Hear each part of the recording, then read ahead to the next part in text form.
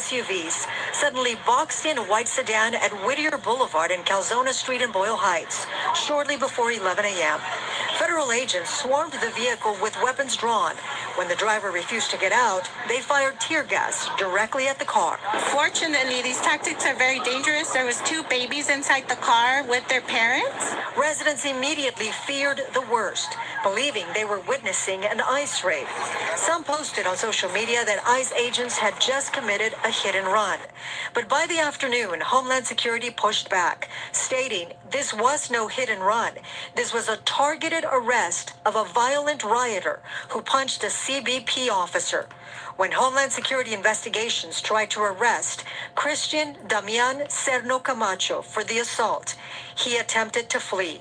He was ultimately arrested and taken into custody. But some in the community are suspicious. I don't trust what they say. I see them going after people that they say are criminals, but they've been here for a very long time and they're just trying to make an honest day's wages. We've seen images of federal agents coming under attack, rocks and chunks of concrete hurled in their direction as they drive through neighborhoods during ICE raids. Homeland Security reports a 413% increase in assaults on federal officers. But community members argue that agents wearing full tactical gear and refusing to answer questions is only fueling public frustration and distrust. And we asked them for their badge numbers, they just laughed in our faces. Community activists held a rally and news conference calling the federal operation violent and unjustified. They made it clear they do not trust the federal government's account of what happened. We believe the federal government engaged in the hit and run when they boxed in, attacked this family, left the scene, and in fact, LAPD was investigating this as a hit and run. In response, the federal government said, oh, this person allegedly punched a federal agent. Is there any truth to that? Is there any video? Is there any proof? Attorney Christian Contreras is demanding they release the video to show the proof.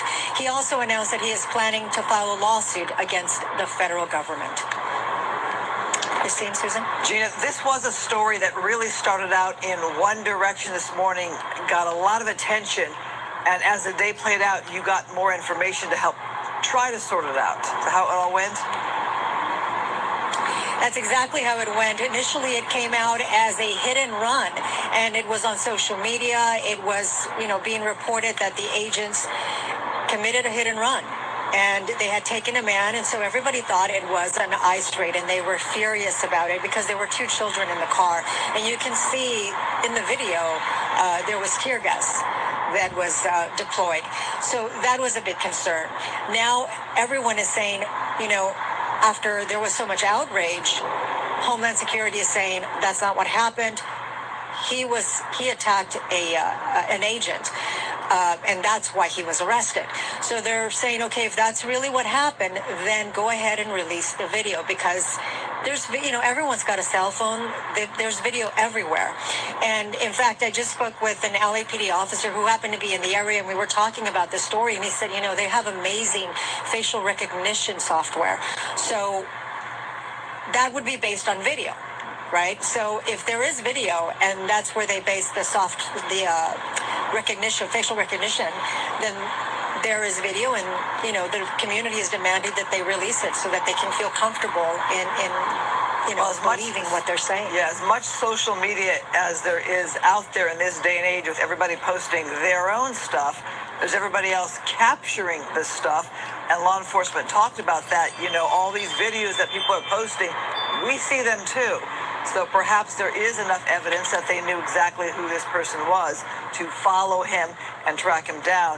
But obviously, we'll hear more as the days come along with these different arrests, and then law enforcement insisting, Gene, I'm sure you can attest to this, law enforcement insisting they are going to go after those people that have caused violence of all sorts during these protests, right?